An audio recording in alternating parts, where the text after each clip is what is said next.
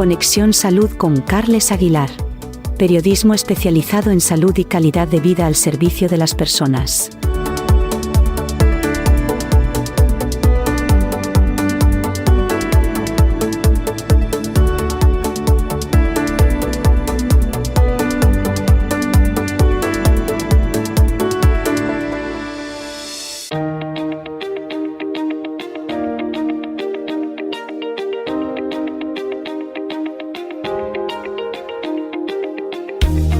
¿Padece de artrosis de rodilla, artrosis de cadera, espondiloartrosis o artrosis generalizada?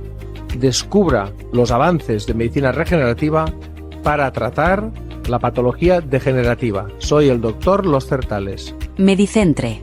Calle Consell de Cent 160 de Barcelona. Teléfono 93 476 30 55. Visita informativa gratuita. 93 476 30 55.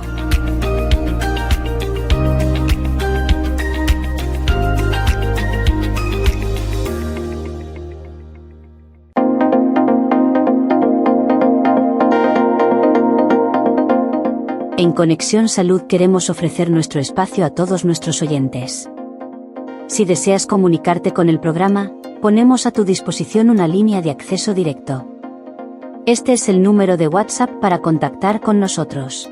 650 85 17 69. Puedes trasladarnos tus preguntas, dudas, consultas o sugerencias sobre nuestros contenidos. Queremos que seas parte activa en cada edición de Conexión Salud. 650 85 17 69. Esperamos tus mensajes. Gracias. Avanzamos el contenido del episodio número 8 de Conexión Salud hablando de la dermatitis atópica. Una enfermedad inflamatoria crónica de la piel, heterogénea y no contagiosa con una prevalencia estimada en España del 1,9% en adultos y del 6,4% en adolescentes. Esta enfermedad se caracteriza por la aparición de lesiones eczematosas recurrentes y picor intenso que está directamente relacionado con la pérdida del sueño, infecciones cutáneas y problemas psicosociales asociados a la enfermedad. Comentaremos un tratamiento biológico de nueva generación para la dermatitis atópica de moderada a grave en adolescentes y adultos que representa un salto cualitativo en el tratamiento de la dermatitis atópica. Un gran avance con un mecanismo de acción innovador que nos permite ofrecer una alternativa terapéutica eficaz y con pocos efectos secundarios. Carles Aguilar entrevista al Dr. José Manuel Carrascosa, jefe del Servicio de Dermatología en el Hospital Universitario Germans Trias de Badalona, y profesor asociado en la Universidad Autónoma de Barcelona. En España, 2 de cada 3 personas con enfermedad renal crónica se encuentran sin diagnosticar. Más de la mitad de los españoles desconoce además que la enfermedad renal crónica se inicia sin mostrar síntomas, mientras la función de los riñones se va deteriorando de manera gradual. A estos datos se suma que 1 de cada 2 españoles cree que esta enfermedad puede reducir la esperanza de vida de una persona, pero no saben que es una de las principales causas de muerte a nivel mundial. Hablamos de la campaña de concienciación Es cosa de dos, que tiene como objetivo dar a conocer entre la población general, a pacientes y a su entorno más próximo la enfermedad renal crónica y la importancia de su diagnóstico temprano mediante 2 pruebas médicas sencillas y accesibles. Hablamos con Arantxa García, portavoz de la Alianza Boehringer Ingelheim y Lilly. A continuación haremos referencia a la hipertermia oncológica, una técnica complementaria que actúa como un elemento de radiosensibilización, quimiosensibilización e inmunomodulación, aumentando de forma significativa la eficacia de los tratamientos oncológicos convencionales. Aunque su incorporación en nuestro país es más reciente, existen desde hace muchos años, década de los 90, numerosos estudios científicos llevados a cabo fundamentalmente en países centroeuropeos, Países Bajos, Alemania, Suiza, que confirman el beneficio de la asociación de la hipertermia con radioterapia o quimioterapia, especialmente en tumores localmente avanzados o en pacientes candidatos a una reirradiación, estableciendo una sólida base científica respaldada por los resultados obtenidos. Carles Aguilar entrevista al Dr. Ignacio Toscas, radiooncólogo, jefe de servicio de radio-oncología del Instituto de Oncología Tecnon y director territorial de oncología del Grupo Salud Barcelona. La prevalencia de la obesidad en nuestra sociedad se ha incrementado de manera exponencial en los últimos años, lo cual representa un problema creciente de salud, ya que esta comorbilidad está relacionada con el riesgo de desarrollar enfermedades metabólicas y cardiovasculares, y también patologías inflamatorias crónicas. De hecho, numerosos estudios concluyen que la obesidad y el sobrepeso suponen un factor de riesgo en el desarrollo de la artritis reumatoide. Además, estos pacientes con obesidad tienen habitualmente más dolor articular generalizado, así como una mayor inflamación generalizada, medida por parámetros de laboratorio, lo que conlleva a que estos pacientes con obesidad tienen una mayor actividad de la artritis reumatoide. Todo esto deriva en una peor calidad de vida y un peor control de la enfermedad. Nos lo explica la doctora Roxana González Mazarío, reumatóloga del Servicio de Reumatología del Consorcio Hospital General Universitario de Valencia y portavoz de la Sociedad Española de Reumatología. Es común que, en ciertos momentos, perdamos el rumbo de nuestros pensamientos. Se trata de encontrar nuevos estímulos que nos motiven a cuidarnos y a convertirnos en nuestra mejor versión. Si te encuentras en ese momento, te invitamos a reflexionar. En cada edición de Conexión Salud te ofreceremos una frase motivadora sobre salud y bienestar que provienen tanto de figuras célebres de la historia como de personajes anónimos. Podemos encontrar frases de salud y bienestar escritas por nutricionistas, pediatras, cardiólogos, inmunólogos, psicólogos, médicos de hace siglos e incluso frases de filósofos. Citas que pueden ayudarte a revitalizar la energía que necesitas o a reflexionar sobre su significado.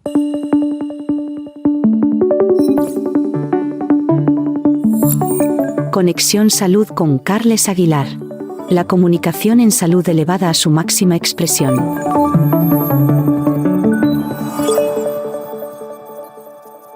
En Conexión Salud nos acercamos a un tema que afecta, evidentemente vamos a hablar de una patología que afecta a un porcentaje, yo creo que relativamente importante, tanto a nivel de adultos como a nivel de adolescentes, porque vamos a hablar de la dermatitis atópica.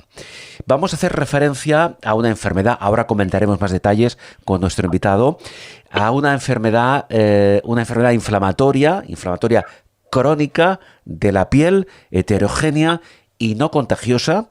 Es un tema que hay que matizar efectivamente, que tiene una prevalencia estimada en nuestro país prácticamente del 2% en adultos y del 6,4% en adolescentes. Vamos a hablar sobre esta patología, dermatitis atópica, con nuestro invitado, con el doctor José Manuel Carrascosa, que es jefe del Servicio de Dermatología en el Hospital Universitari Germans Trias i Pujol, en Badalona, además de profesor asociado en la Universidad Autónoma también de Barcelona. Doctor Carrascosa, encantado de saludarte, muchas gracias. ¿Qué tal? Buenas tardes, Carlos, un placer. Lo mismo digo. Bueno, dermatitis atópica. Claro, yo no sé si este porcentaje de referencia que acabo de comentar es un porcentaje que va al alza, que va creciendo, que está estabilizado. ¿Qué podemos decir? Bien, como sabemos, los estudios epidemiológicos no siempre son fáciles de estimar y de ponderar. Sí que es verdad que conforme, tanto desde el punto de vista informático, es más fácil tener en cuenta todos los registros, como sobre todo cuantas más posibilidades terapéuticas, y en los últimos años son un ejemplo, tenemos, pues la verdad es que más pacientes que tienen esta enfermedad son identificados, remitidos de la atención primaria y visitados en dermatología. Por tanto, desde un punto de vista práctico diría que sí, que cada vez tenemos más pacientes. Bien, vamos a, dicho esto como punto de partida, vamos a definir, yo he dado alguna pista, he dicho que es una enfermedad inflamatoria crónica, heterogénea, no contagiosa, pero doctor Carrascosa, vamos a definir para nuestros oyentes de la forma más aproximada posible, ¿qué es la dermatitis? ¿Qué es la dermatitis atópica? La verdad es que es una enfermedad que no es fácil de definir, ni siquiera para los médicos, pero haciéndolo simple. Fundamentalmente, los pacientes con dermatitis atópica tienen una manera de ser especial de su sistema inmunológico que les condiciona una alteración de la función barrera, fundamentalmente de la piel, es decir, tienen una piel que se defiende peor, que tiene una estructura más permeable, que es más fácil de irritar, y por otro lado tienen ante estímulos y agresiones del exterior, pues van a tener una respuesta inflamatoria exagerada, que se expresa en forma de eczema. Eczema es inflamación de la piel, con piel roja, con descamación, incluso con vesículas, muy pruriginosa, con un prurito que puede condicionar incluso pues el sueño, la vida diaria, y que con frecuencia esta manera de ser, esta manera de comportarse el sistema inmunológico también va asociado a otras enfermedades fuera de la piel, como rinitis alérgica, asma extrínseco o conjuntivitis alérgico, lo que llamamos las comorbilidades atópicas. De alguna manera esto sería lo que, en una visión amplia, lo que definimos como manera de ser atópica de la piel, dermatitis atópica. Por tanto, doctor, he creído entender que el punto de partida concreto de la dermatitis atópica es, digamos, una disfunción de nuestro sistema inmunológico. Así es. Es una respuesta exagerada, inflamatoria, pero muchas veces poco eficiente para resolver el problema, y que lo que acaba haciendo es provocando problemas al individuo sobre él mismo. O sea, que su sistema inmunológico de alguna manera actúa en este caso contra el propio individuo, contra la piel del propio individuo. Bien, doctor Carrascosa, ¿en qué momento de la vida se acostumbra a detectar que existe ese problema en nuestro sistema inmunológico y por tanto se diagnostica una dermatitis atópica? Como decía bien al principio de la entrevista, la prevalencia de la dermatitis atópica es mayor en la infancia, es decir, es la infancia en el momento en el cual la prevalencia, es decir, el número de pacientes que lo tienen con respecto a la población general es mayor, muchas veces a los pocos días de nacer o a las pocas semanas, y evoluciona durante la edad infantil, sobre todo los primeros años, y en un porcentaje de pacientes con dermatitis atópica va a cambiar y va a mejorar, incluso se va a resolver o va a remitir parcial o totalmente durante la adolescencia, y puede reaparecer en la edad adulta. Sin embargo, cada vez más estamos identificando un porcentaje de pacientes que comienzan directamente con dermatitis atópica en la edad adulta, en lo que llamamos la dermatitis atópica del adulto, que es mucho más difícil de diagnosticar porque pensamos menos en ella, porque hay otros procesos con los que los podemos confundir. Sí, a mí lo que me llama la atención de estos datos, de estos porcentajes que hemos dado, que hemos comentado en relación a adolescentes, niños y adultos, es que precisamente en niños y adolescentes el porcentaje prácticamente se triplica respecto a los adultos. Sí, así es. De todas maneras, es verdad que como la dermatitis atópica es una manera de ser del sistema inmunológico condicionado genéticamente, en el fondo un atópico lo es durante toda su vida. Claro. Es verdad que muchas veces se expresa de forma más típica en la primera infancia.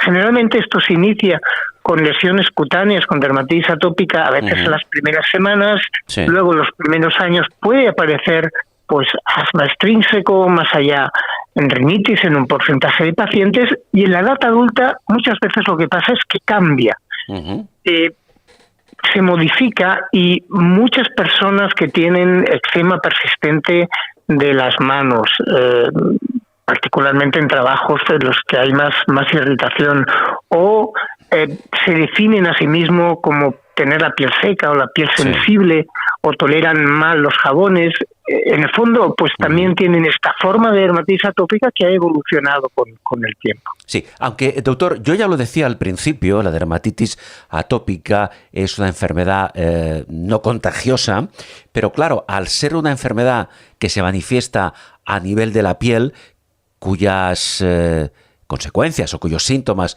pueden ser visibles para otras personas, ¿esto genera cierto rechazo? Absolutamente. El paciente con dermatitis atópica tiene muchos frentes y muchos problemas.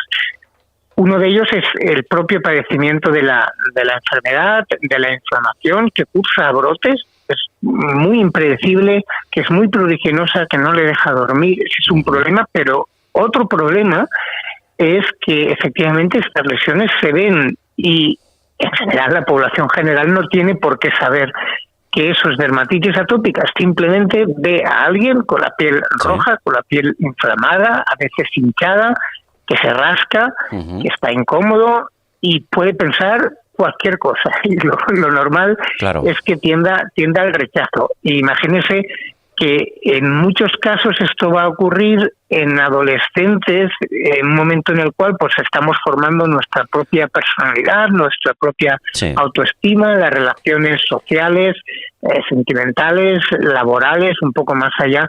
Por tanto, tiene también un impacto muy importante en lo que ese paciente ha dejado de ser, probablemente por haber tenido dermatitis atópica, las oportunidades perdidas y el impacto en la autoestima. Y por eso, doctor, precisamente muchos o algunos, no sé, de esos jóvenes adolescentes necesitan tratamiento psicológico, precisamente.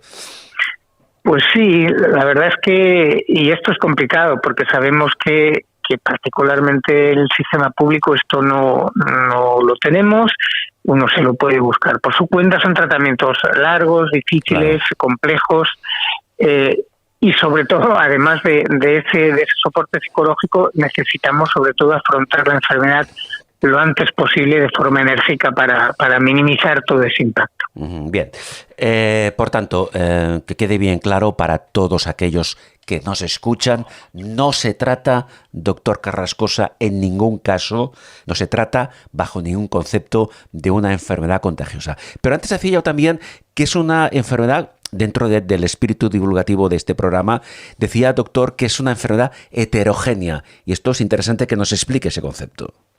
Sí, heterogénea lo que quiere decir es que tiene muchas formas. Y efectivamente es así. Hay lo que llamamos la forma más típica, en la que estas placas, esta inflamación, pues afecta al dorso de brazos y piernas, o al tronco, o a la cara y los párpados, pero también tenemos otras formas que predominan pues en la región facial, o predominan en las manos, o tiene lo que llamamos lesiones de plúrido nodular, que son lesiones, pues nódulos como bolitas en la piel que pican mucho. Hay también variaciones importantes en función del área de procedencia del paciente. No es lo mismo la dermatitis atópica, digamos, en Europa que en Asia.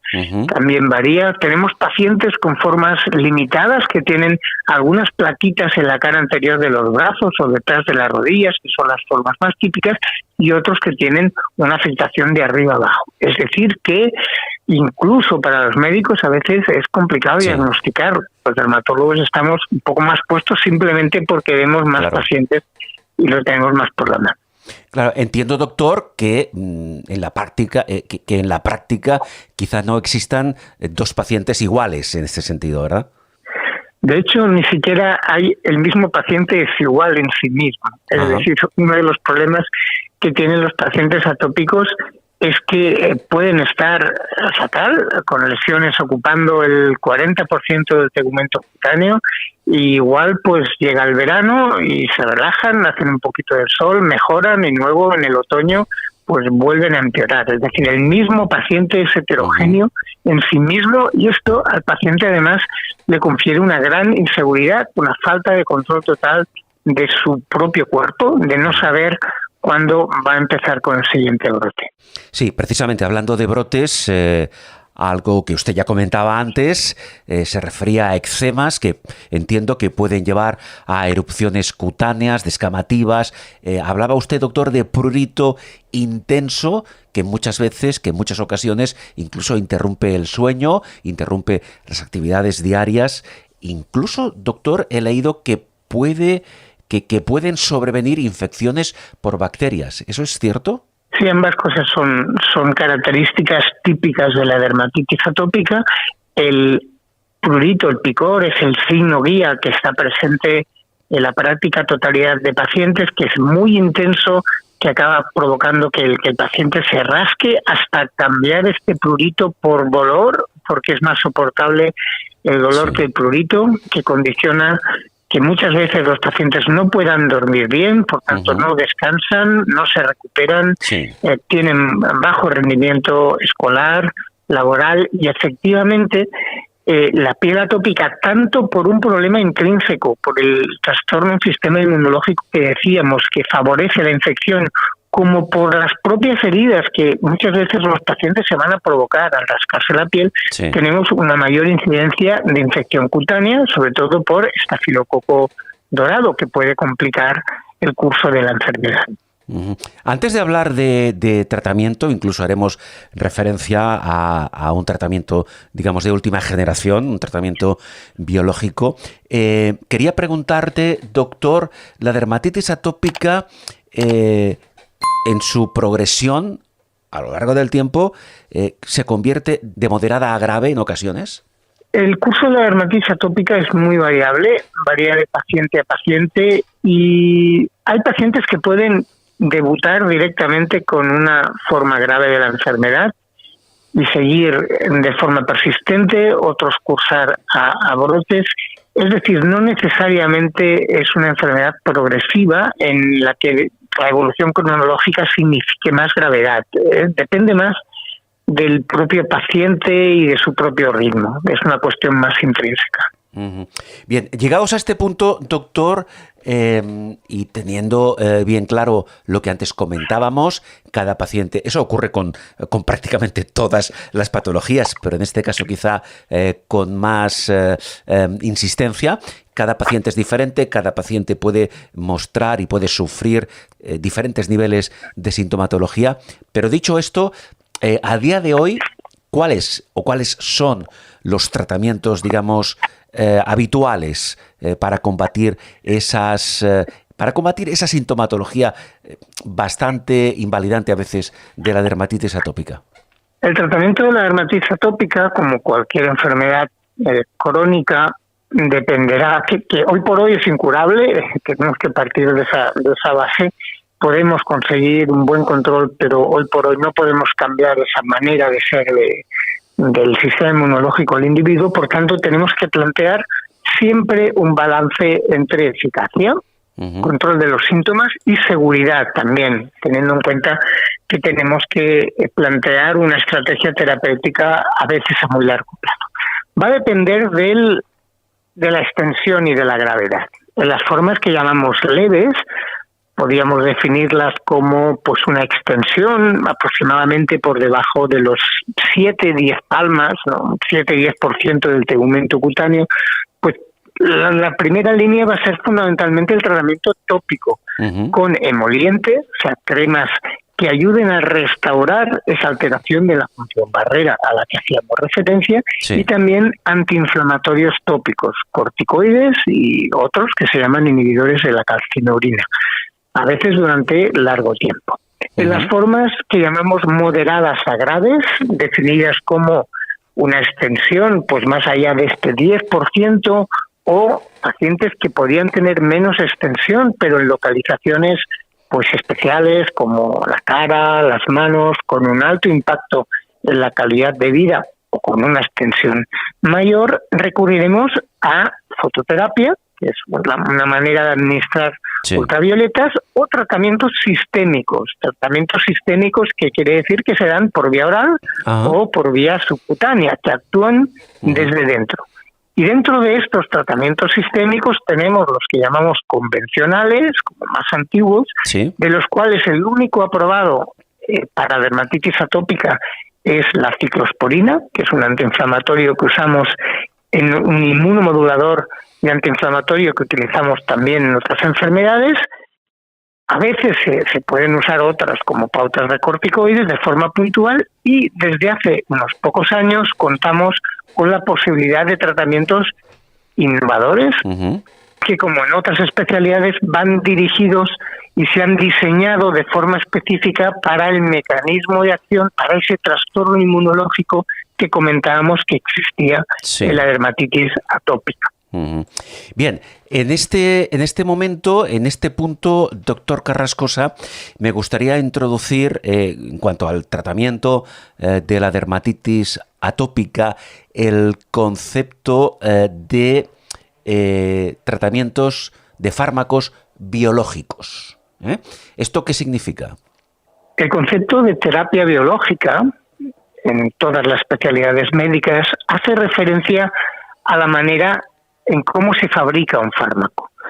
En contraste a los fármacos, a las moléculas pequeñas, lo que podría ser, por ejemplo, una aspirina, un antibiótico, que son moléculas químicas, la terapia biológica quiere decir que tiene una estructura formada por proteínas, formada por elementos vivos que para fabricarlo pues utilizamos células, utilizamos técnicas de biología molecular a través de células de animales o células humanas que generan proteínas. Y estas proteínas pues las rediseñamos para bloquear puntos concretos del mecanismo de acción de la dermatitis atópica. Es decir, si en la dermatitis atópica tenemos un problema en algunos puntos, pues dirigir la terapia biológica concretamente a esos puntos. La ventaja fundamental es, uno, son moléculas, son proteínas, por tanto, no tienen muchos de los efectos secundarios que sí tienen las moléculas pequeñas,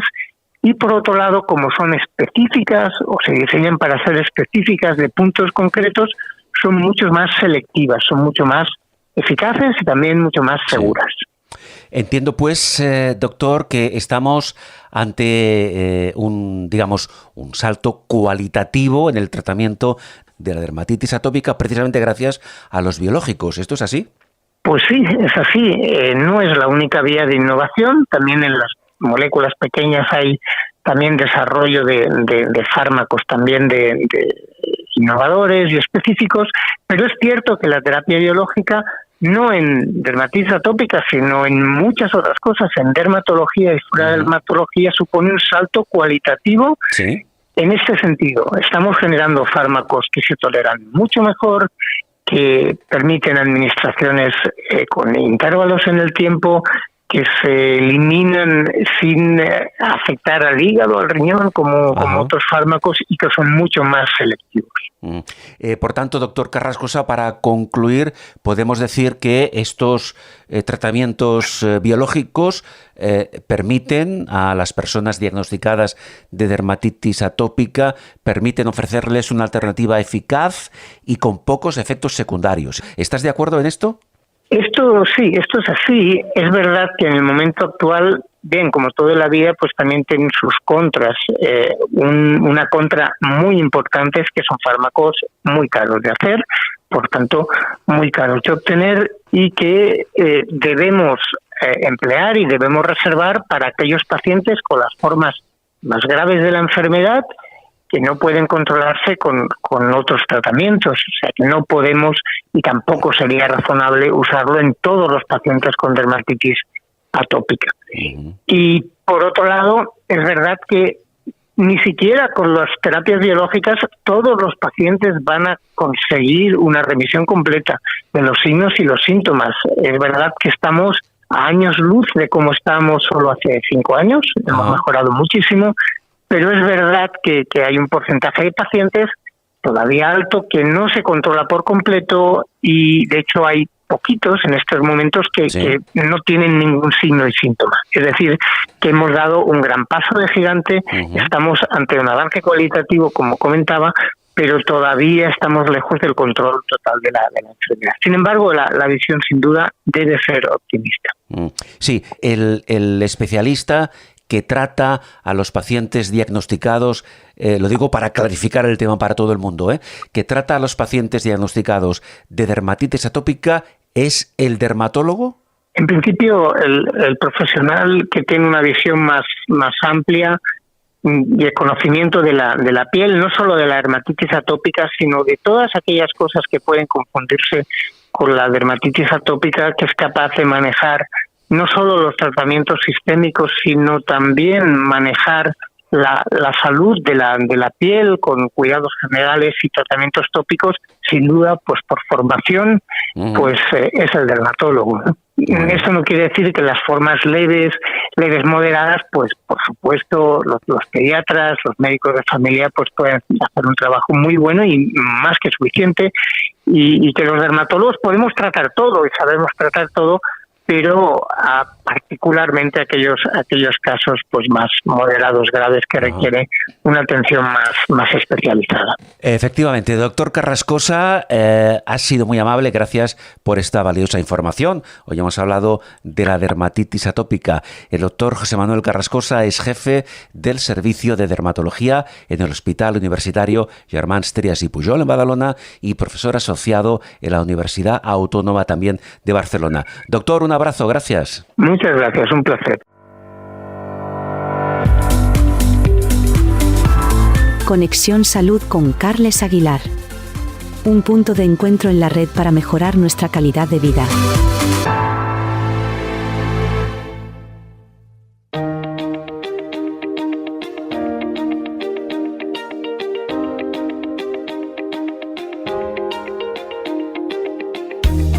¿Padece de artrosis de rodilla, artrosis de cadera, espondiloartrosis o artrosis generalizada?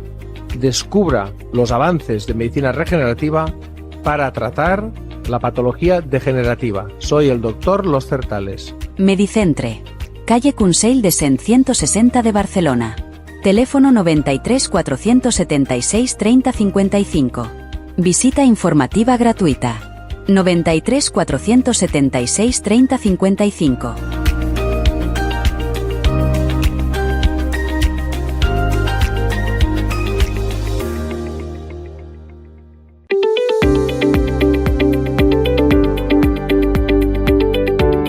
Conexión Salud con Carles Aguilar.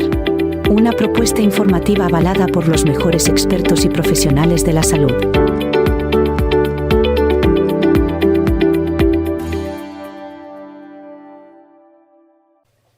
Bien, en esta edición, aquí en Conexión Salud, hoy vamos a hacer referencia a la llamada enfermedad renal crónica. ¿Y por qué razón? Bueno, pues por varias razones, entre ellas, por ejemplo, y esto lo desarrollamos en un instante, porque más de la mitad de los españoles desconoce la naturaleza. En este caso nos referimos a una naturaleza asintomática de esta enfermedad. Antes de saludar a nuestra invitada, un breve apunte en el sentido de que en España, en nuestro país, 2 de cada 3 personas con enfermedad renal crónica se encuentran sin un diagnóstico. Más de la mitad de los españoles desconoce además que esta patología, enfermedad renal crónica, es una enfermedad que se inicia sin mostrar síntomas, es decir, es una enfermedad en principio asintomática, mientras la función de los riñones se va deteriorando gradualmente. A estos datos se suma que 1 de cada 2 ciudadanos de este país cree que esta enfermedad puede reducir la esperanza de vida de una persona, pero no saben que es una de las primeras causas de muerte a nivel mundial. Dicho esto, vamos a hablar con Arantxa García. Hola Arantxa, ¿qué tal? Hola, muy buenas. ¿Qué Bien. tal? Encantada de estar aquí. La reciprocidad es evidente. Arantxa García es portavoz de la alianza Boehringer Ingelheim y Lilly. Luego hablaremos de por qué se ha producido esta alianza, ¿no? Pero en principio, siguiendo nuestro espíritu divulgativo, hay algunos datos que yo ya he dado al principio que son, yo me atrevo a decir, me atrevo incluso a decir que son ciertamente sorprendentes, porque, vamos a ver, más de la mitad de los españoles, que es una cifra muy importante, desconoce, incluso diría que desconocemos no solamente qué es esta enfermedad, sino que es una patología de naturaleza asintomática. ¿Esto es así realmente? Sí, es correcto. De hecho, los riñones son uno de los órganos, podríamos decir, más trabajadores de nuestro cuerpo, donde 1 millón de estos pequeños filtros llamados nefronan trabajan para filtrar la sangre y convertir los productos de desecho y el exceso de líquido en orina. y la pérdida progresiva de la función renal durante un periodo es a lo que llamamos enfermedad renal crónica. Y como muy bien apuntas también, es una patología que es un grave problema de salud, que ha aumentado su prevalencia en los últimos años y, como bien dices, afecta aproximadamente este 15% de la población adulta española. Y reforzando lo que has comentado, en su mayor parte es asintomática, de hecho se le conoce como la enfermedad silenciosa y no es hasta fase más tardías cuando la mayoría de las personas son diagnosticadas. Claro. Vamos a ver. Otro dato que es sorprendente es que una vez ya hemos dicho, y Arantxa ha confirmado, que prácticamente la mitad de los españoles desconocen qué es la enfermedad renal crónica, aún así, y esto ha ocurrido, esto es un dato estadístico de esta campaña que luego comentaremos, un 27% de las personas encuestadas opina que precisamente la enfermedad renal crónica es causa de muerte prematura. Y yo quiero intentar, Arantxa, explicar si tenemos este gran desconocimiento de esta enfermedad, cómo al tiempo tenemos también la percepción de que es una causa de muerte prematura. ¿Cómo podemos explicarlo esto? La verdad es que ha sido un dato curioso. La enfermedad renal crónica, de hecho, puede ocurrir a cualquier edad, pero es verdad que hay algunas personas que tienen más probabilidades que otras en desarrollar enfermedad renal. Las causas más frecuentes pues son la hipertensión arterial, enfermedad cardiovascular, como la insuficiencia cardíaca, la diabetes mellitus tipo 2, obesidad. Y esto es relevante porque es verdad que la aparición o la progresión de una enfermedad puede contribuir al inicio o empeoramiento de las otras. Por ejemplo, los pacientes con enfermedad renal crónica, que además puedan tener dos patologías asociadas, como pueden ser una insuficiencia cardíaca y una diabetes tipo 2, pues tienen una mayor carga clínica. Esto significa pues mayor probabilidad de hospitalizaciones, de visitas a urgencias, de necesidad de atención primaria y, por tanto, peor pronóstico clínico de su patología. Entiendo. Estos datos se reflejan en el barómetro Interconectados, ¿correcto? Correcto. ¿Qué fin tiene? ¿Qué objetivos persigue este barómetro? Mira, el barómetro Interconectados es una encuesta poblacional que de hecho cuenta con el aval social de asociaciones de pacientes como son Alcer, Cardioalianza, FEDE, y así como también el aval de sociedades médicas de atención primaria como SEM y Semergen. Y esta iniciativa se incluye en la campaña de concienciación Es cosa de dos, sí, liderada por la alianza Boehringer Ingelheim y Lilly. Y el objetivo que tiene es dar a conocer entre la población general, entre los pacientes y su entorno más próximo, precisamente la enfermedad renal crónica y la importancia de su diagnóstico temprano. Esta encuesta han participado más de 2.000 personas de edades que oscilan entre los 18 y los 65 años que residen en España. Muy bien. El barómetro Interconectados, como acaba de comentar Arantxa, cuenta con el aval social de Alcer, de Cardioalianza, de FEDE y también el aval de sociedades científicas tan relevantes como la SEM y Semergen. Una vez dicho esto, hemos dicho antes, hemos comentado al principio que Arantxa García es portavoz de la alianza Boehringer Ingelheim y Lilly. Expliquemos también esta alianza entre Boehringer y Lilly, qué importancia o qué relevancia tiene.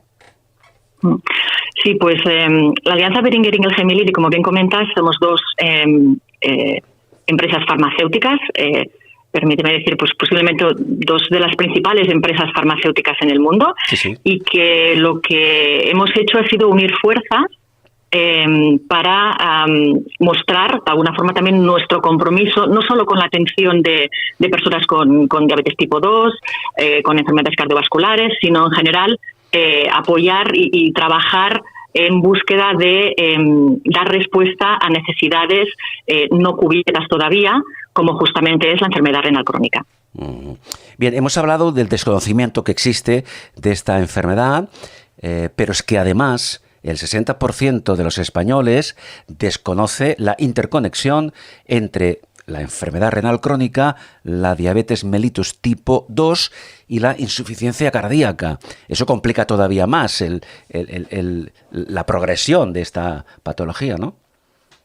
Sí, es correcto. Como bien dices, la diabetes tipo 2, enfermedades cardiovasculares como la insuficiencia cardíaca, son algunos de los factores de riesgo significativos para el desarrollo de la enfermedad renal crónica. Y aquí que haya esta necesidad de un abordaje integral que incluya, por un lado, la prevención como la detección precoz, puede retrasar la progresión de la enfermedad. También, adicionalmente, reducir complicaciones, disminuir la carga asistencial e incluso económica y, por ende, mejorar significativamente los resultados en salud de estas personas que viven diariamente con la enfermedad renal crónica. Sí, entiendo. ¿Hay algún dato más que creo interesante comentar en relación a este barómetro Interconectados al que antes nos referíamos? Porque se dice aquí, por ejemplo, que un 33% de los encuestados, todo en principio tiene que ver con el desconocimiento, ¿no?, que existe de esta patología, la enfermedad renal crónica, pero aquí dice que un 33% de los encuestados no piensa o no cree que esta patología sea una causa importante de hospitalización, cuando creo que sí que lo es. Sí, es un dato realmente interesante, ¿no? Y posiblemente, precisamente, una de las principales barreras en la que nos encontramos es esta falta de conocimiento generalizado sobre la enfermedad. Posiblemente porque muchas personas no son conscientes de los factores de riesgo asociados o no se realizan a lo mejor los chequeos regulares, ¿no? Uh-huh. De hecho, apuntando a algún otro dato que ha surgido de la encuesta, dice que un 62% aproximadamente de las personas encuestadas solamente acude al médico en situaciones puntuales o de necesidad, ¿no? Entonces, claro, esta campaña de Es cosa de dos lo que pretende es concienciar a la población sobre la importancia de realizar, pues de hecho, pruebas sencillas de orina y sangre que pueden detectar la enfermedad renal crónica antes de que aparezcan los síntomas. También promover y animar a realizar los chequeos regulares, especialmente en esas personas que hemos comentado antes que tienen factores de riesgo como son pues la diabetes tipo 2, sí, la hipertensión arterial o enfermedades cardiovasculares como la insuficiencia cardíaca. Claro, un tema que creo que es importante resaltar, Arantxa, que ahora lo acabas de comentar, es que para llegar al diagnóstico de la enfermedad renal crónica, las pruebas clínicas son muy básicas, son muy sencillas. Uh-huh. Sí, es correcto. De hecho, como bien dices, la enfermedad renal crónica se diagnostica mediante dos pruebas clínicas muy sencillitas. Por un lado, un análisis de sangre, que lo que va a hacer es comprobar la eficacia con que los riñones filtran la sangre, utilizando una métrica que se llama tasa de filtración glomerular estimada. Y una segunda prueba es un análisis de orina, que va a comprobar los niveles de dos sustancias que se llaman albúmina y creatinina en la orina. Y con esta prueba realmente podemos medir y podemos ver el diagnóstico de enfermedad renal crónica. Claro, hemos dicho antes que, al menos en las primeras fases, la enfermedad renal crónica es asintomática, pero cuando el estadio es ya más avanzado, sí que existen síntomas que pueden ser más o menos evidentes, por ejemplo, fatiga, hinchazón de pies y tobillos, cambios en la frecuencia urinaria. Cuando estos síntomas son más relevantes, es más complicado, pregunto, no ya el diagnóstico, sino el tratamiento a posterior por parte del paciente.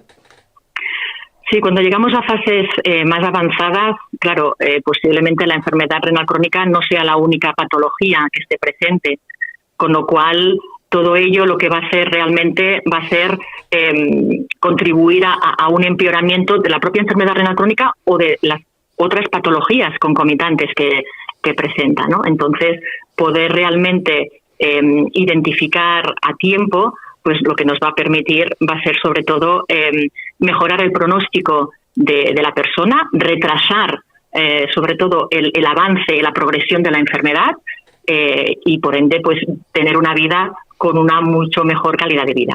Sí, yo no sé, Arantxa, si en este barómetro Interconectados hace referencia a si esta patología, la enfermedad renal crónica, afecta más al hombre o a la mujer.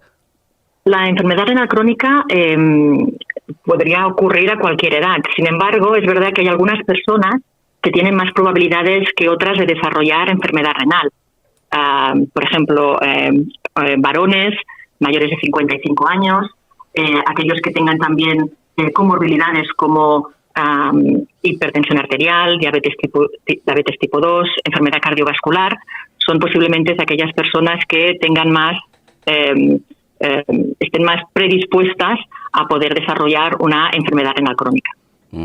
Bien, otro aspecto que quiero comentar y que afecta no tan solo a la enfermedad renal crónica, sino a otras muchas patologías, es el hecho, y esto también se recoge en este barómetro, es el hecho de que pues la cifra es importantísima, ¿eh? Casi la mitad de los españoles nos informamos de temas médicos a través de Internet. ¿Esto qué supone si lo circunscribimos a la enfermedad renal crónica? Bueno, pues justamente, ¿no? Cuando preguntamos nos comentan, ¿no? que en general los españoles se informan sobre temas de salud a través de Internet. Por lo tanto, lo que creemos es que es muy importante, sobre todo, realizar una buena formación, una buena educación, una buena relación entre el paciente, el médico, el paciente y los familiares, los cuidadores, sobre todo pues para poder entender bien, comprender bien y gestionar mejor, si se podría decir de alguna forma, esta enfermedad. Uh-huh. Bien, un par de cuestiones más. La campaña es cosa de dos. Tengo entendido, Arantxa, que incorpora innovadoras herramientas de concienciación. Danos algún apunte en este sentido. Pues sí, en el marco de esta campaña, varios centros de atención primaria de diversas comunidades autónomas serán el punto de información sobre esta patología, sobre la enfermedad renal crónica, con gafas de realidad virtual. Entonces, esta iniciativa creemos que permitirá que las personas puedan experimentar de una manera pues muy inmersiva el impacto que podría suponer la enfermedad renal crónica y realmente comprender pues esta interconexión que hablábamos antes sobre las enfermedades cardiorrenal metabólicas, ¿no? Porque realmente creemos que mejorar el conocimiento de la población sobre la importancia de la detección temprana y de las medidas de prevención, lo que nos van a hacer es realmente poder aportar y poder evitar y mejorar el pronóstico de la enfermedad. Bien, realmente es algo más que interesante, incluso diría que es algo innovador el hecho de utilizar, por ejemplo, en este caso, la realidad virtual para concienciar sobre esta patología. Ya para concluir, esta campaña que se desarrolla, según he entendido, Arantxa, en el marco de diferentes centros de atención primaria de varias comunidades autónomas, ¿está ya en marcha? ¿Va a empezar? ¿Cuál es el lapso de tiempo en el cual se va a ofrecer esta posibilidad a los, digamos, entre comillas, pacientes? Porque no tan solo van o podrán acceder a esta campaña pacientes, me refiero a los ciudadanos en general. Es decir, ¿hasta cuándo, de qué manera, con qué protocolos, por decirlo así, podrán acceder los ciudadanos a esta campaña de información? Pues mira, me alegra mucho que me hagas esta pregunta porque de hecho la campaña ya se ha iniciado. Uh-huh. Y el primer lugar donde se ha realizado ha sido en Madrid. Uh-huh. Y está previsto pues que pueda ir a otras ciudades como son Barcelona, como son Valencia, sí, etcétera. Con lo cual la idea es poder realmente acercar esta campaña a como decías tú, no solamente a los pacientes, sino sí, a la población en general, pues paseándonos, llamándolos, por decirlo de alguna manera, sí, por toda la geografía española. O sea, que es una campaña itinerante, ¿eh? Correcto, exacto. Arantxa, muchísimas gracias por facilitarnos esta información sobre esta patología, sobre la naturaleza asintomática de la enfermedad renal crónica, gracias precisamente a esta alianza entre Boehringer Ingelheim y Lilly. En fin, haremos un seguimiento de la campaña y en su momento incluso podemos hacer una valoración del final de la misma cuando esto proceda. ¿De acuerdo, Arantxa? Pues será un verdadero placer. Muchísimas gracias. Gracias a ti, Arantxa García, portavoz de la alianza Boehringer Ingelheim y Lilly. Conexión Salud con Carles Aguilar. Periodismo especializado en divulgación sanitaria, porque la salud es lo que más importa.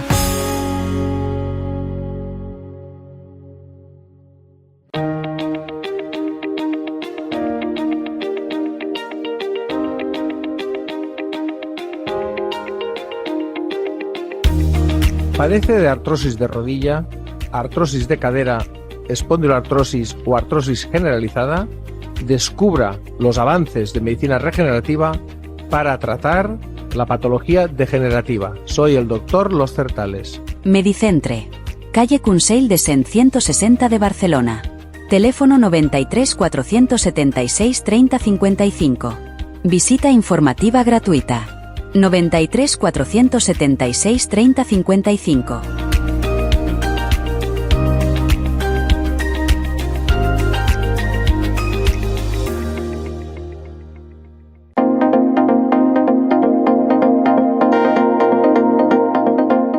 En Conexión Salud queremos ofrecer nuestro espacio a todos nuestros oyentes. Si deseas comunicarte con el programa, ponemos a tu disposición una línea de acceso directo. Este es el número de WhatsApp para contactar con nosotros. 650 85 17 69. Puedes trasladarnos tus preguntas, dudas, consultas o sugerencias sobre nuestros contenidos. Queremos que seas parte activa en cada edición de Conexión Salud. 650 85 17 69. Esperamos tus mensajes. Gracias.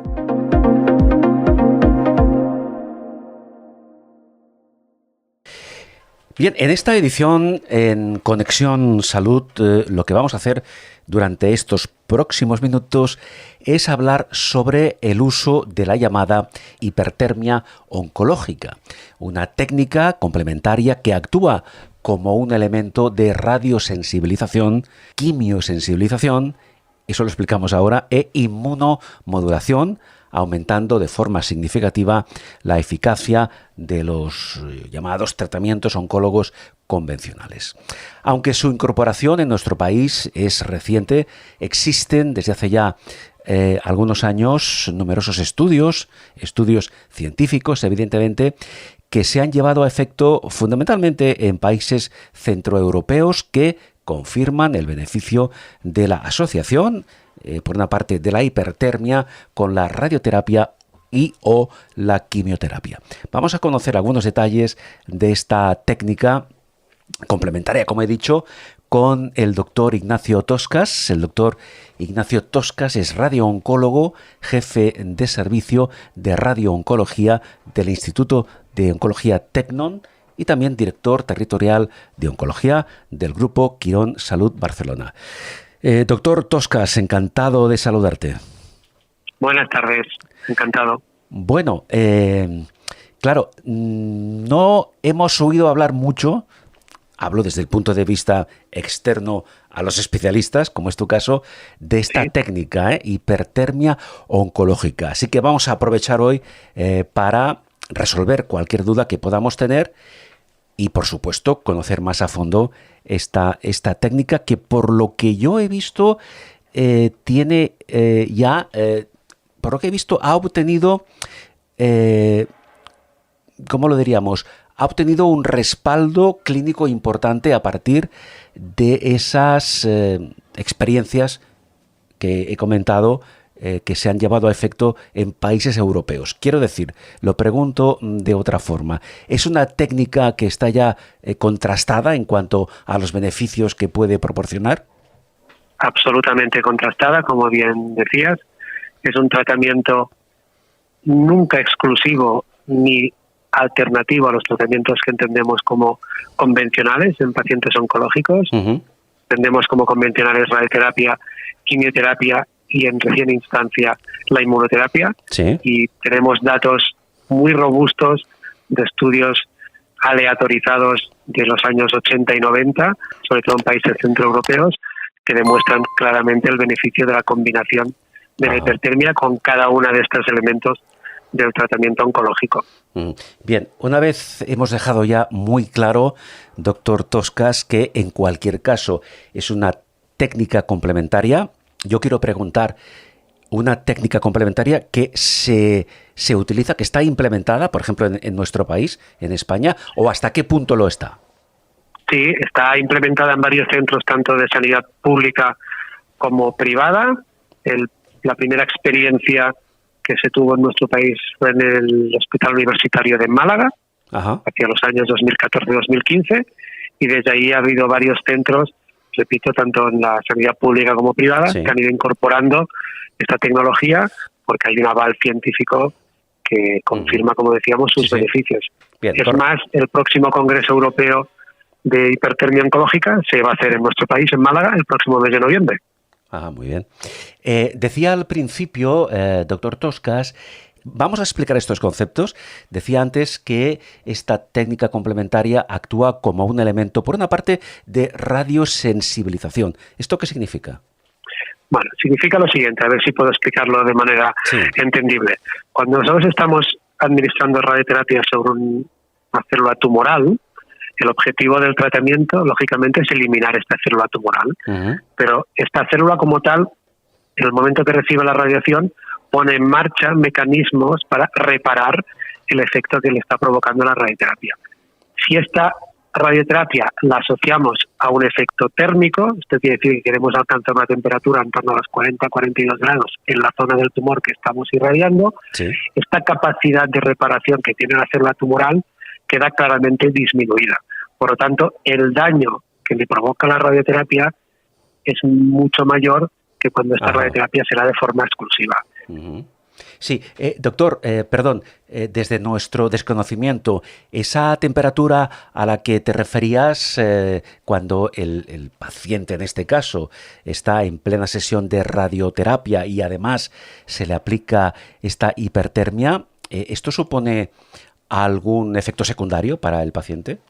No, ninguno. La hipertermia, el efecto térmico suele ser regional o local, quiere decir, aplicado allí donde tú tienes el tumor y donde pretendes tener el efecto, y no añade más toxicidad a la propia toxicidad que tiene ese paciente derivada de la radioterapia o de la quimio a la que la hipertermia acompaña. Los datos en este sentido son muy robustos y excepto algún paciente que puede demostrar algún pequeño disconfort en la zona que se está calentando, pues la tolerancia es excepcional.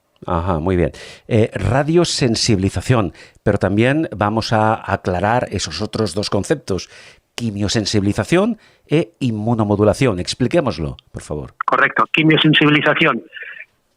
El efecto térmico provoca fundamentalmente una vasodilatación y un aumento de la permeabilidad de la membrana de la célula tumoral. Eso quiere decir que el producto de quimioterapia que se está dando es más fácil que penetre en el interior de la membrana celular, junto con el efecto vasodilatador. El torrente sanguíneo transporta mucho más componentes de esta quimioterapia a la zona tumoral y ahí aumenta claramente el efecto de la quimioterapia. Y como elemento de inmunomodulación, hemos de entender que la célula tumoral inicialmente es reconocida por el sistema inmune, que detecta esas células como extrañas y las elimina.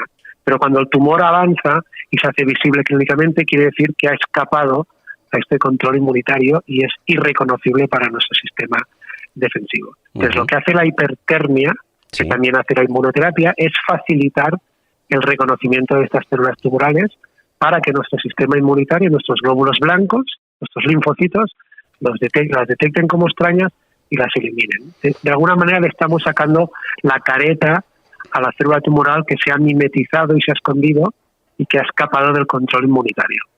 Entiendo. También sería interesante, doctor, explicar, aunque sea a grandes rasgos, cuáles son los criterios que se utilizan para que un paciente que está en proceso, en fase, por ejemplo, ya sea de radioterapia o ya sea de quimioterapia o ya sea de inmunoterapia, a ese paciente se le aplique además esta técnica llamada hipertermia. Sí.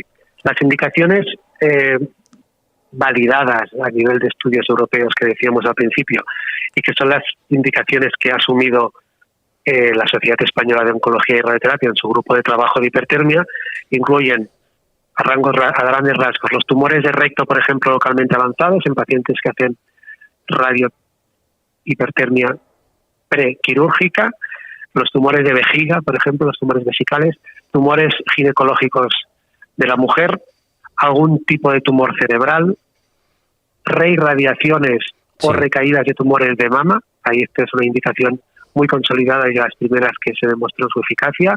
Algunas lesiones óseas, tumores que llamamos de partes blandas, que se llaman sarcomas. También hay muchos estudios que demuestran su beneficio en asociación con hipertermia. Tumores de páncreas localmente avanzados que inicialmente podrían no ser quirúrgicos y el tratamiento pretende convertirlos a quirúrgicos. Hay 10, 12, 15 indicaciones muy establecidas con una evidencia científica que los respalda, que son los pacientes que actualmente son candidatos a hacer este tipo de tratamiento. Sí, esta decisión, es decir, el hecho de aplicar esta técnica, la hipertermia oncológica, ¿la toma el oncólogo? ¿Depende de un equipo multidisciplinar? ¿Cómo funciona?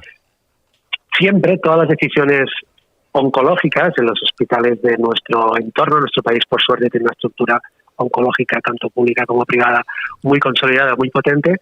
Estas decisiones se basan siempre en comités que llamamos multidisciplinares, donde de manera, en mi caso semanal, se reúnen diferentes especialistas con una experiencia clara y histórica en cada tipo de tumor. Allí se valoran los casos de forma personalizada y se decide el mejor tratamiento para cada paciente, pues desde cirugía, desde quimioterapia o asociación quimio-hipertermia, radiohipertermia. Cada paciente tiene su valoración personalizada y consensuada por parte de los especialistas que forman parte de ese comité. Nunca es una decisión unilateral y exclusiva de un solo especialista, porque en el transcurso de la enfermedad del paciente, en cada momento de su terapia y su diagnóstico, vamos a participar de manera conjunta cada uno de esos especialistas en un momento u otro. Entonces es muy importante que haya un consenso en cuanto a la decisión de todo ese tratamiento que va a recibir ese paciente. Entiendo.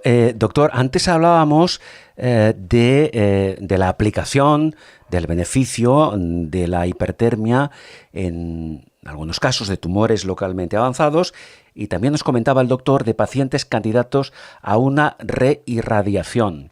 ¿Cuándo se decide, o en fin, como información genérica? Porque entiendo, lógicamente, que cada paciente es un mundo y hablamos de tratamientos personalizados. Pero, ¿cuándo o en qué casos se somete al paciente a una reirradiación?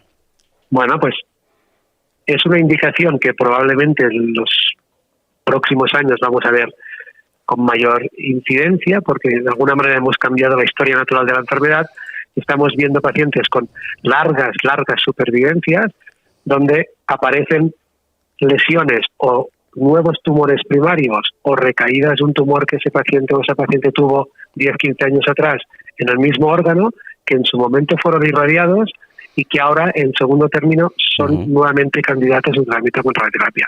En este contexto, la dosis de radiación viene limitada no por la dosis que recibe el tumor, sino por los órganos sanos que rodean a este tumor. Entonces, si tú has tenido 10 años atrás un tumor en una mama y has recibido una radiación curativa y 10, 15 años después aparece un nuevo tumor en esa mama que requiere una nueva radioterapia, es posible que los órganos sanos que rodean a esa lesión te limiten la posibilidad de dar una dosis de radiación suficiente para controlar esa enfermedad. En este contexto puedes reducir la dosis, pero si esa dosis, que probablemente fuera infraterapéutica, la asocias a hipertermia, estás consiguiendo un beneficio terapéutico similar al que conseguirías con la dosis máxima, que en este caso no puedes dar. Podemos decir que la dosis de hipertermia, que la hipertermia se multiplica por un factor de 2 el efecto biológico de la dosis de radioterapia. Bien, es decir, que en casos de reirradiación, la hipertermia también ofrece ventajas y beneficios para tratar el caso concreto de ese paciente. Efectivamente, y como decía, es una de las indicaciones donde más datos tenemos, y en muchos países europeos el estándar de tratamiento de esta segunda radioterapia se asocia necesariamente a la hipertermia, porque pretendemos radiosensibilizar, porque muchas veces nos estamos quedando cortos de dosis por el efecto de la suma de dosis con el primer tratamiento. Claro, en todo caso, doctor, ¿la hipertermia en sí como técnica tiene algún posible efecto secundario? Como decía antes, algunos pacientes explican un cierto disconfort en la zona de donde se aplica el tratamiento, pero lo reportado es que no aumenta la toxicidad sí. de aquello con lo que acompañas, con la radio, con la quimio. O sea, no suele ser limitante la toxicidad propia de la hipertermia exclusivamente. Claro, no, perdón, pero me gustaría matizar cuando el doctor habla de cierto disconfort. Ese concepto disconfort, en algunos casos, puede ser asimilable a una cierta sensación de dolor, pregunto. No. A veces los pacientes con la propia aplicación del sistema de hipertermia, que hay varios dispositivos, pues pueden notar un poco de presión local, que a veces se ponen elementos entre el aplicador y la superficie corporal del paciente para disminuir esta presión. Uh-huh. Algunos pacientes explican que notan un poquito de calor local. Uh-huh. Eso es un poco lo que me refería cuando hablo de disconfort. Entiendo. Hay algunas contraindicaciones a la hipertermia, pero básicamente nosotros llevamos tratados más de 200 pacientes en estos últimos años, y excepto uno, que recuerdo que tuvo una situación porque se sumaba una infección vírica y hubo algún problema que después se resolvió, ninguno ha reportado ninguna toxicidad especial. Uh-huh. Bien, en cuanto a la investigación, tengo entendido que existen, antes creo que apuntábamos algo al respecto, numerosos estudios a nivel internacional, estudios randomizados por una parte y metaanálisis que ofrecen o que están ofreciendo resultados clínicamente relevantes. Con espíritu divulgativo y antes de concluir, explíquenos qué es un estudio randomizado y qué es un metaanálisis. Bueno, pues un estudio randomizado es el estudio que da el mayor nivel de evidencia en medicina, que implica aleatorizar a los pacientes, quiere decir decidir una terapia u otra que se comparan de forma aleatoria. Ni el médico ni el paciente deciden personalmente qué tipo de tratamiento van a recibir. De manera que no hay un sesgo en la selección de los pacientes y el balance entre un tratamiento y otro que se pretenden comparar siempre es óptimo. O sea, eso permite poder comparar los tratamientos sin que haya ningún sesgo que se llama de selección de pacientes. Sí. Y un metaanálisis es un análisis de estudios, es un estudio de estudios randomizados. Es juntar varios estudios randomizados, volcar todos los datos de estos estudios y dar un mayor grado de evidencia a los resultados de estos estudios. Bien. Recientemente el Instituto Catalán de Oncología en Bellvitge precisamente ha incorporado a su cartera de servicios unidades de hipertermia oncológica. Pero al margen de esto, Centro Médico Tecnon, pregunto, doctor, al menos es lo que yo tengo entendido, es el único centro privado en Cataluña que ofrece este tipo de tratamiento en un contexto hospitalario. ¿Esto es así? Correcto. Empezamos nuestra actividad en febrero del 2019, va a hacer 6 años, y como bien dice, recientemente los compañeros del Instituto Catalán de Oncología han incorporado la misma tecnología que tenemos nosotros en Tecnon desde hace 5 años y medio. Ah, muy bien. Sí, correcto. Bueno, pues felicidades en este caso. Gracias. Por lo que respecta al Centro Médico Tecnon. Nos despedimos con expectativas de futuro, lo que se prevé en este momento en cuanto a esta técnica, en cuanto a la hipertermia oncológica. ¿Cómo se piensa o cómo se espera que pueda evolucionar esta técnica? Posiblemente, y aunque sea con unos años de retraso, mi opinión personal, por lo que puedo un poco captar de mis compañeros de la comunidad científica, es que haya claramente un aumento de los centros, tanto públicos como privados, que estén en disposición de ofrecer esta tecnología. Hay algunos estudios en marcha, tanto a nivel internacional como nacional, con tumores de los que estamos esperando respuesta, pero que los datos preliminares apuntan a que son positivos, y creo que seguiremos avanzando en incorporar de manera estandarizada para las indicaciones en las que tengamos una evidencia científica sólida, de manera estandarizada, como decía, la implicación de la hipertermia en el tratamiento de nuestros pacientes, como un elemento más de mejora de los resultados. Sí. Por cierto, que no se me olvide, en cuanto a la tecnología para aplicar esta técnica, ¿qué podemos decir? Bueno, hay varios tipos de dispositivos que aplican hipertermia, pero básicamente podemos definirlos entre hipertermia local o general, o locorregional y general, e hipertermia superficial o profunda.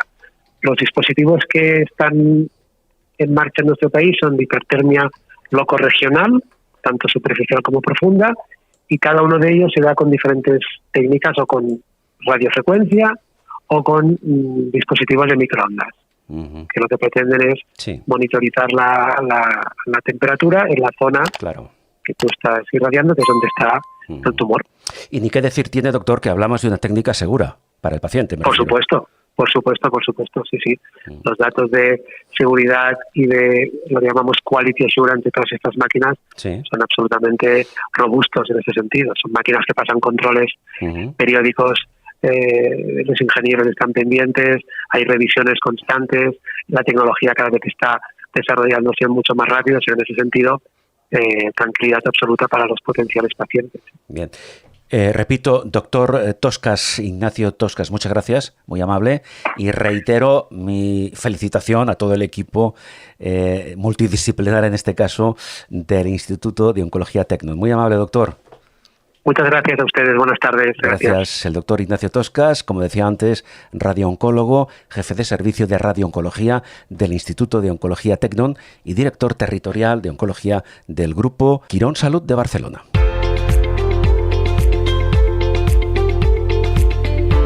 La salud es lo más importante y nosotros comunicamos salud. Entrevistas de valor para mejorar nuestra calidad de vida. Conexión Salud con Carles Aguilar.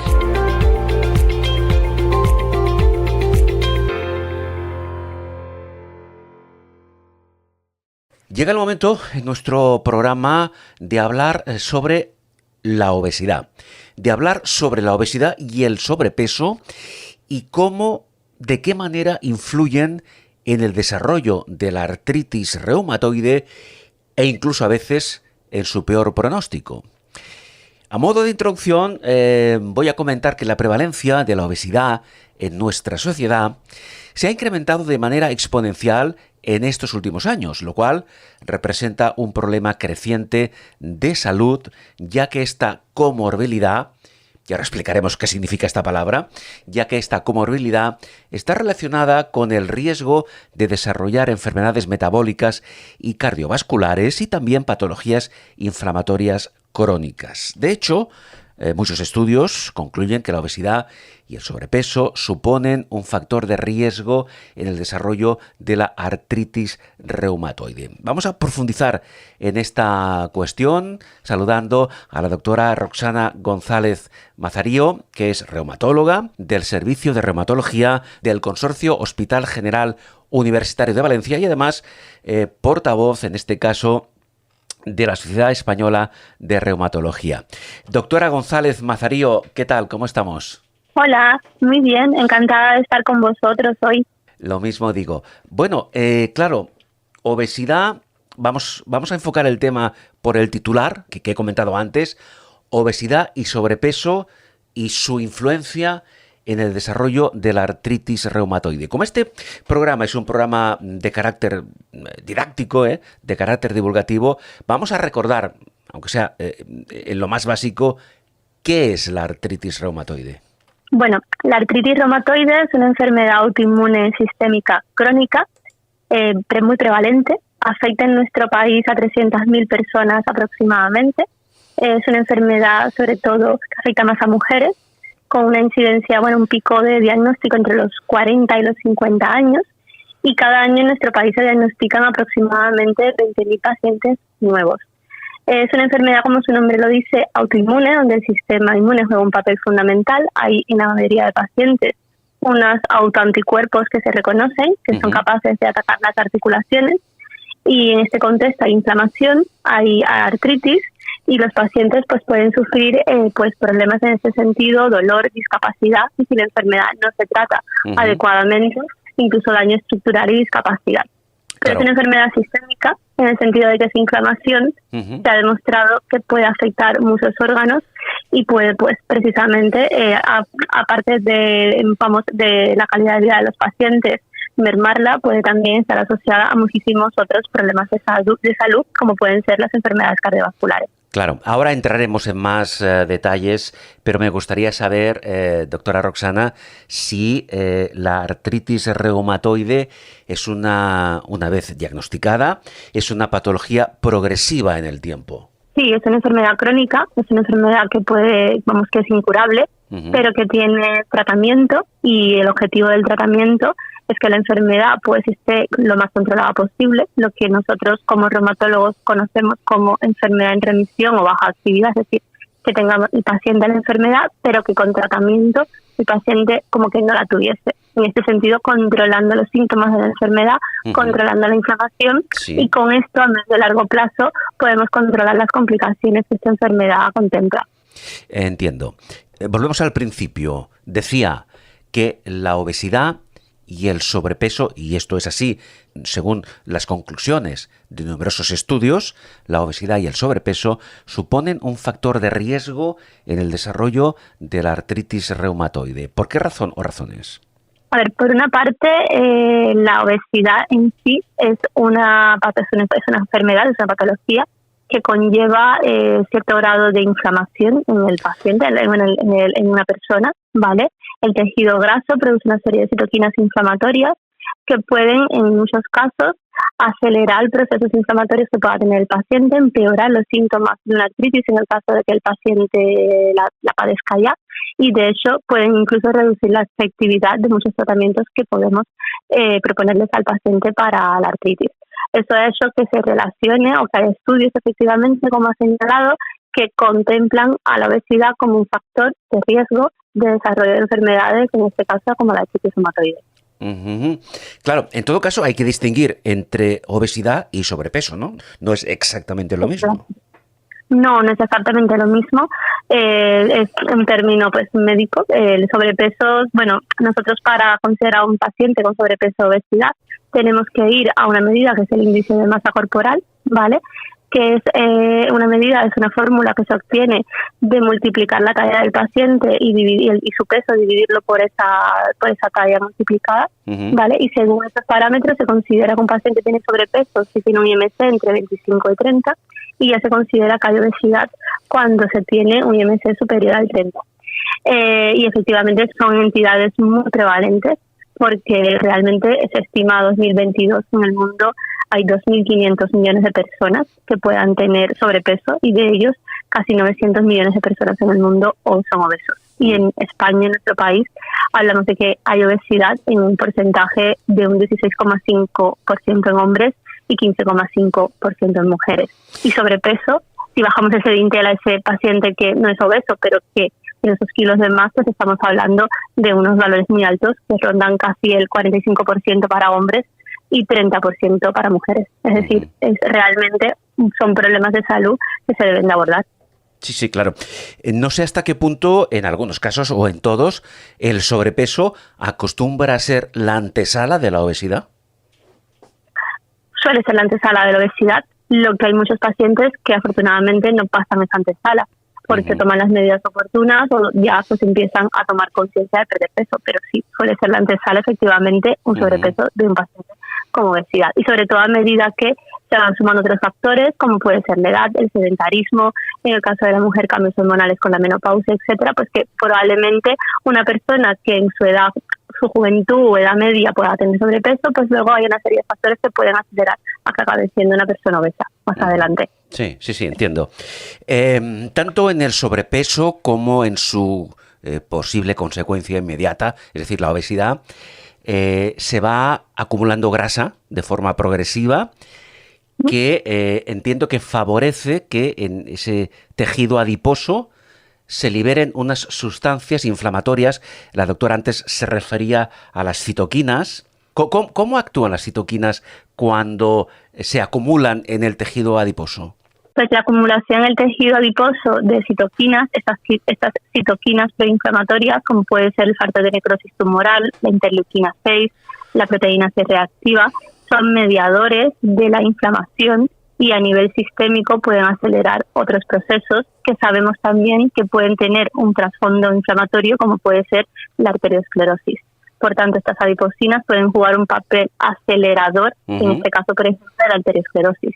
Aparte, el tejido adiposo no solamente es un acúmulo o un productor de citoquinas proinflamatorias, también puede el propio tejido mantener una mayor infiltración, presentar una mayor infiltración de otras células, como son macrófagos y otras células del sistema inmune, que pueden activar respuestas que puedan a su vez contribuir más a la liberación de estas citocinas inflamatorias. Además, este tejido adiposo, estas células de tejido adiposo, que se llaman adipocitos, también pueden tener en su propio proceso, ellos además liberar adiposinas como la lectina, la adiponectina, que también modulan esta respuesta inflamatoria, pueden tener una disfunción estas células.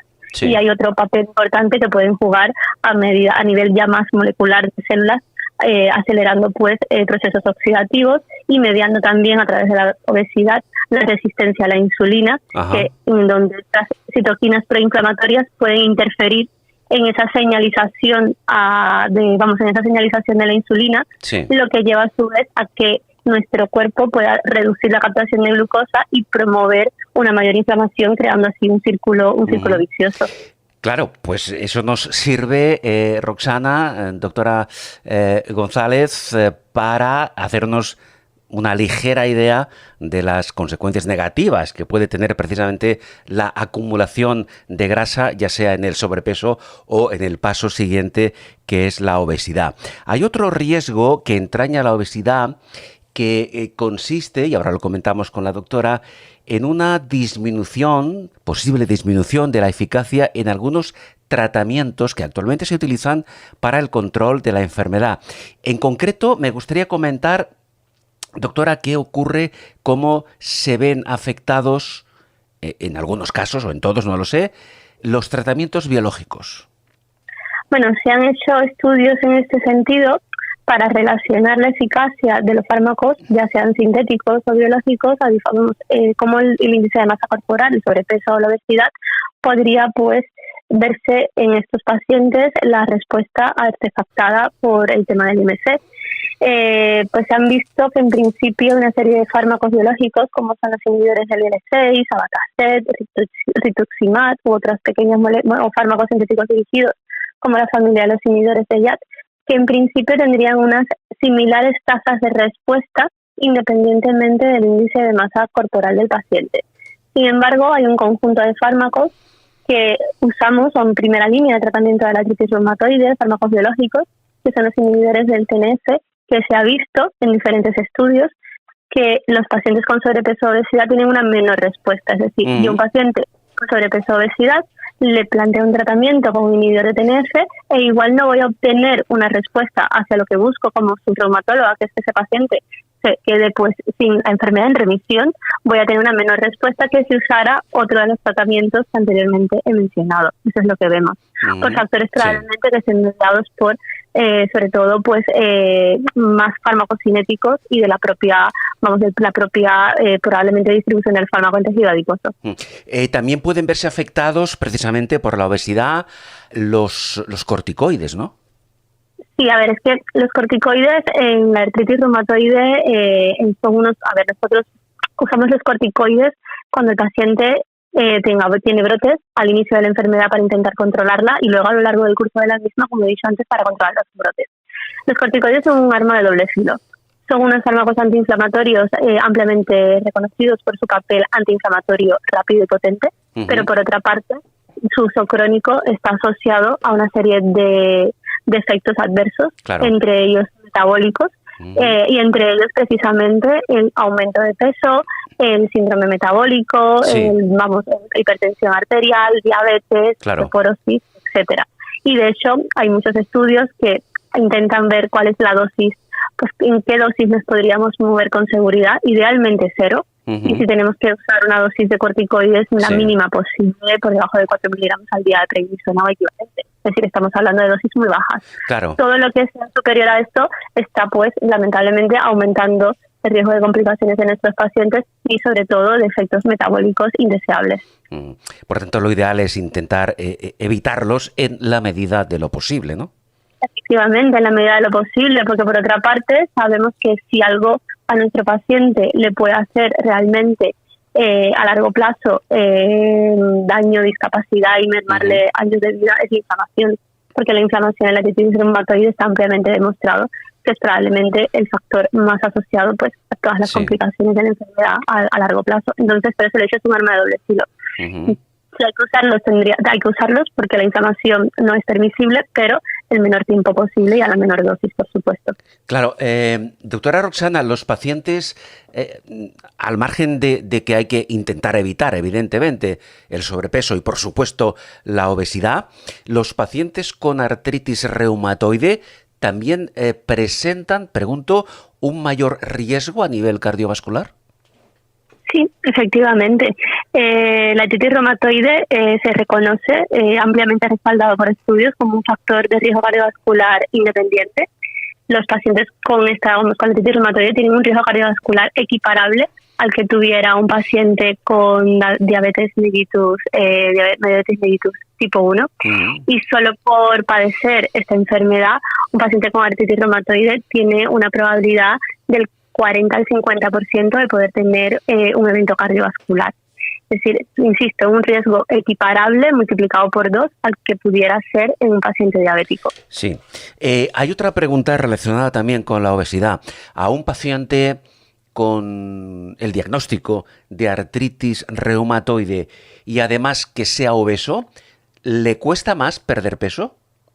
¿Hay alguna razón por la que a ese paciente le suponga una mayor dificultad, le suponga una mayor dificultad perder algunos kilos?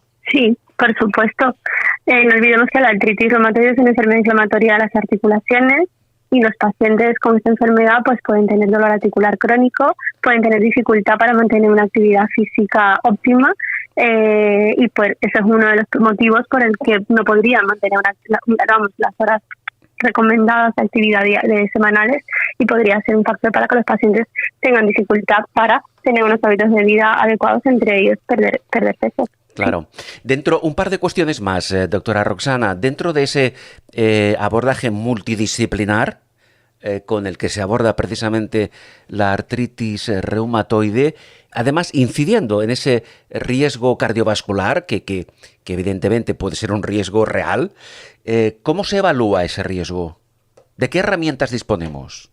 Pues lo primero es el conocimiento, reconocer que la artritis reumatoide es un factor de riesgo cardiovascular independiente.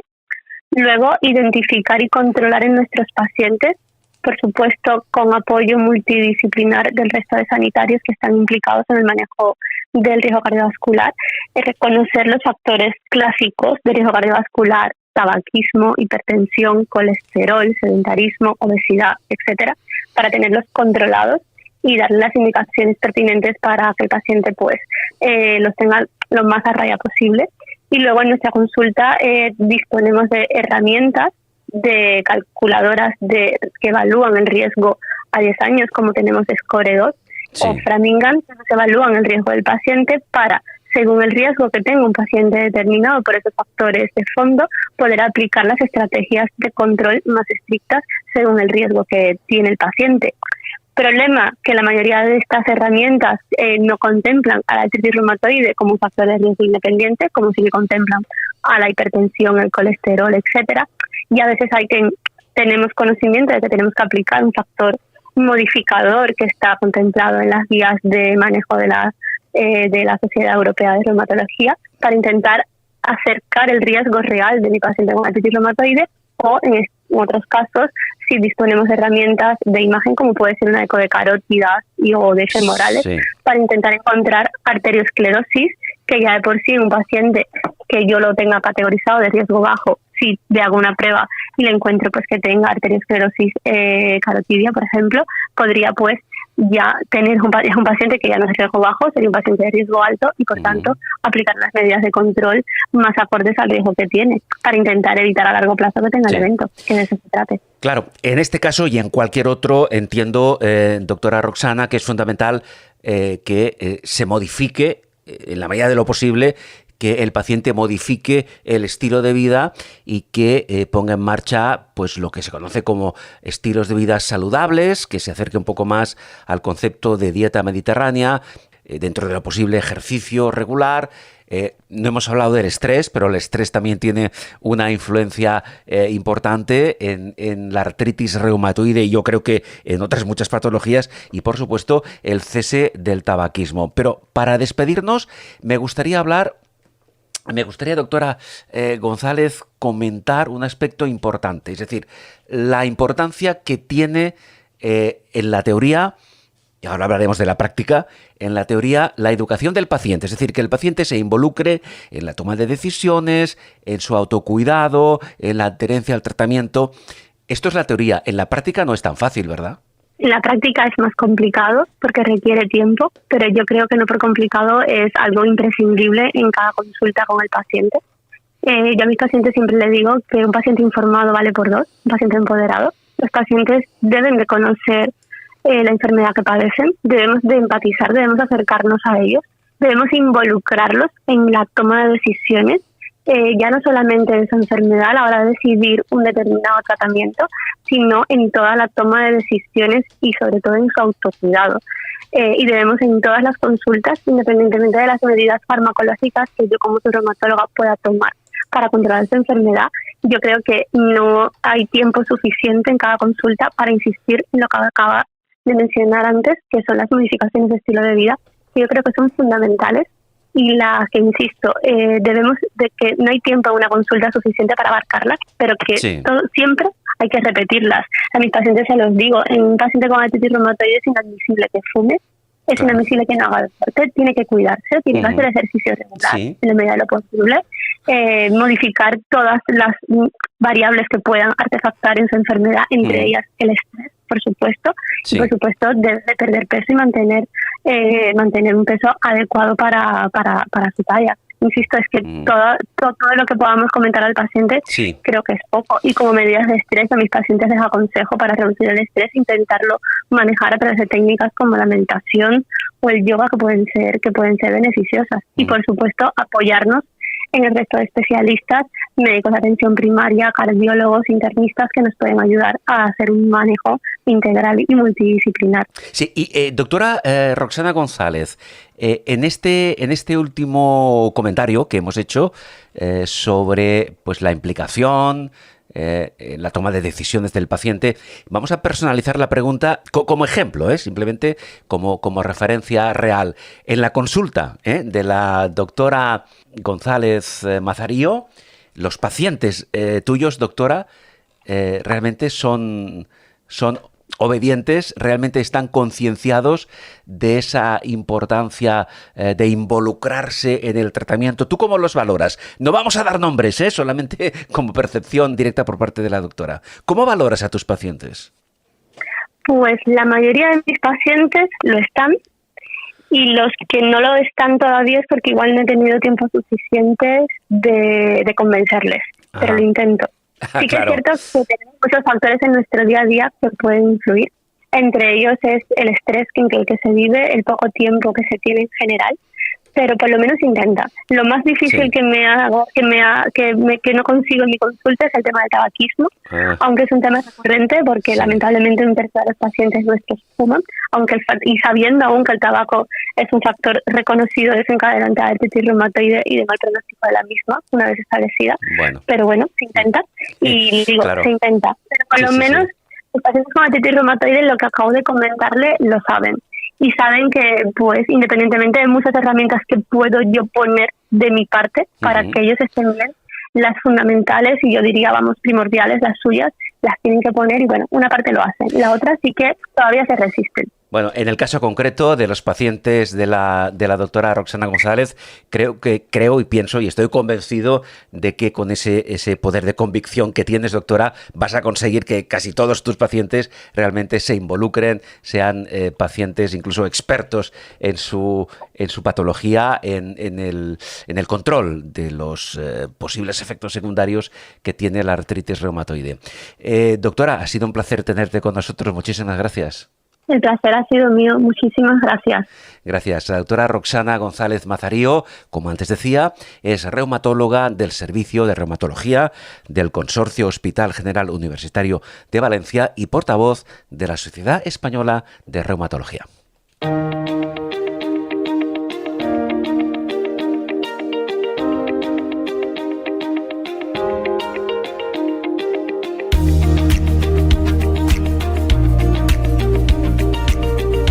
Conexión Salud con Carles Aguilar. Ofrecemos a nuestra audiencia información contrastada sobre salud de la mano de los expertos y profesionales más cualificados. Nos puedes encontrar en las principales plataformas de podcast y en las redes sociales.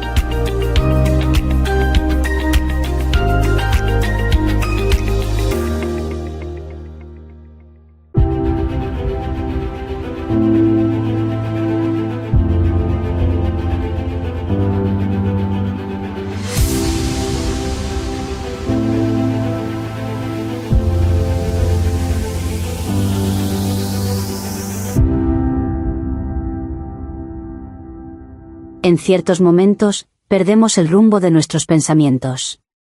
En esas ocasiones, es fundamental recuperar el equilibrio y sentirnos bien con nosotros mismos. Es cuando necesitamos una dosis extra de inspiración.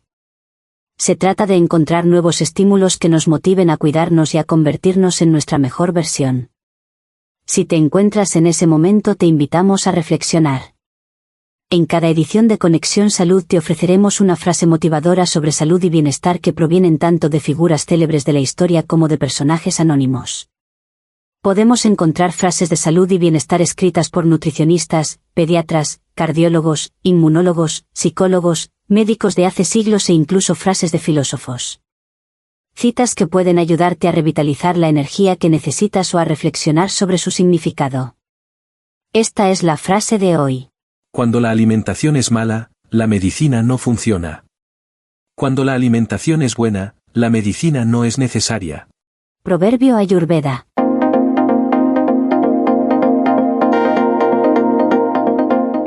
En Conexión Salud queremos ofrecer nuestro espacio a todos nuestros oyentes. Si deseas comunicarte con el programa, ponemos a tu disposición una línea de acceso directo. Este es el número de WhatsApp para contactar con nosotros. 650 85 17 69. Puedes trasladarnos tus preguntas, dudas, consultas o sugerencias sobre nuestros contenidos. Queremos que seas parte activa en cada edición de Conexión Salud. 650 85 17 69. Esperamos tus mensajes. Gracias.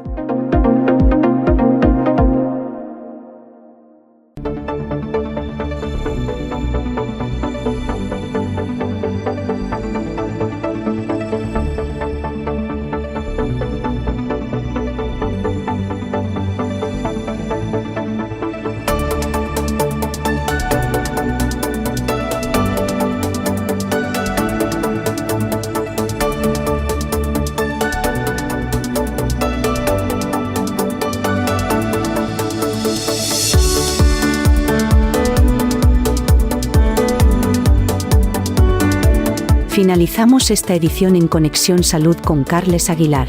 Deseamos que los contenidos que hemos desarrollado hayan sido de interés para todos. Os emplazamos para compartir la próxima edición de nuestro podcast en redes sociales con los expertos y profesionales más cualificados. Gracias.